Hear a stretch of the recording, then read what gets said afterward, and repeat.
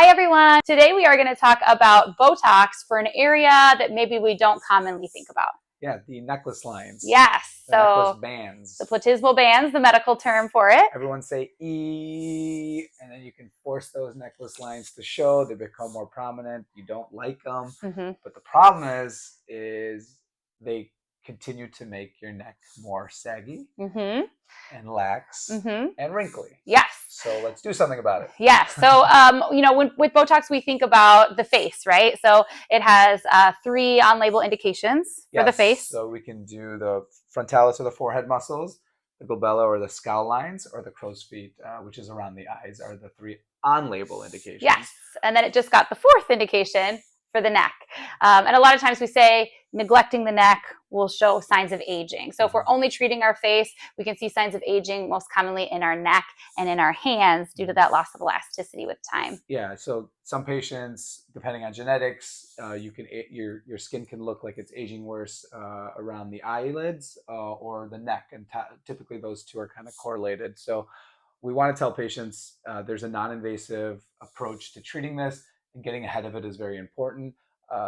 The kind of benefits of doing the necklace treatments or the necklace band treatments is that it's going to smoothen and tighten your neck, the skin around it. It's going to help give you a little bit more of a contoured jaw, because basically those bands are connecting the jawline to the neck. So every time they're contracting and relaxing, they're pulling that skin, they're contracting the skin, making it taut and relaxing it. And so over time, repetitive motions is going to break down the elastin and collagen underneath.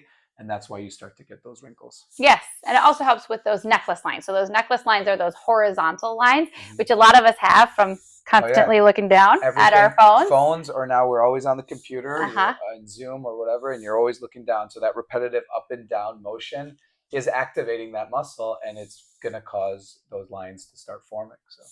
So it's really exciting that Botox got that indication. We had been doing it prior off-label, so we've had experience with it. But since October of 2024, it is now on-label. So we have further recommendations regarding it. And it's a pretty simple, straightforward, it's non-invasive procedure. So patients often are scared, like, oh, I'm going to get a needle into my neck. It's very superficial. You could come in on your lunch break and you could get it done. It takes about 4 to 5 days to start working, and the full results are usually about 2 to 3 weeks. The nice part about doing the platysmus bands or the neck bands is that because it is a thicker muscle, most patients will see that there's a longevity aspect of it. So if you do it 2 times in a row, 3 times in a row, it never really comes back to full strength, right? And so often when I'm seeing patients on their 3rd treatment and I'm looking at what I did previously, I'm like, oh yeah, we can definitely tone down or go back on these units because your muscle is not coming back. Versus when you're doing around the eyes, the crow's feet, or the forehead, those are very thin muscles. So it tends to, 1, not last as long, and then 2, it comes back. So we always tell patients, being, consistent with your treatments is key. And then that also plays benefits for you in the long run. Yeah, it's nice because a lot of times we're not able to cut back on doses of Botox, right? Because of those thin muscles. But because the neck is thicker, we are able to, after a couple treatments, cut down on how much Botox you actually need in that area.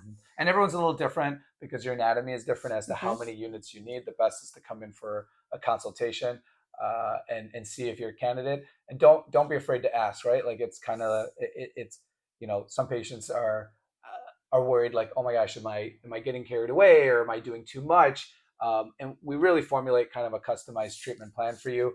But more so, we can assess and see, is this going to be a problem for you going forward? And as opposed to waiting to do something and not get as much of a benefit, we want you to start early. Yeah, and be preventative. How often should they be coming in for it? Every 3 to 4 months is what the recommendations are in the beginning. On the necklace bands, I would say you're going to do that every 3 to 4 months for the first 2 or 3. And then, some patients we might skip every other once they get to a point where really that band is not coming back. Yeah. Yeah. And so can you just say E really quickly? So say E. So when I look at Rachel, you've not done your necklace bands, right? No. So really, I only see one prominent one here on one side, 2, and maybe a little bit here. So she would be customized. Like we would not do the recommended amounts that they're asking for. We would do a little, probably half of what's recommended, because she does not have full activation of all of her necklace bands. So again, It's customizable. It's very customizable. Ask us, hey, am I a candidate? Do you think it would work? And you can try it. And most of the times, patients love that if they're feeling like their jowls, they're feeling sagging on the lower part of their face. And if we have them say that E and we inject their Botox here, all of a sudden they get a little bit of a pullback here. And that, more so than the necklace lines, they love the tightness that they're getting and the retraction of that skin in that lower jaw, lower face. Yeah. So come on in and visit us. We'll see you soon. All right. Thanks.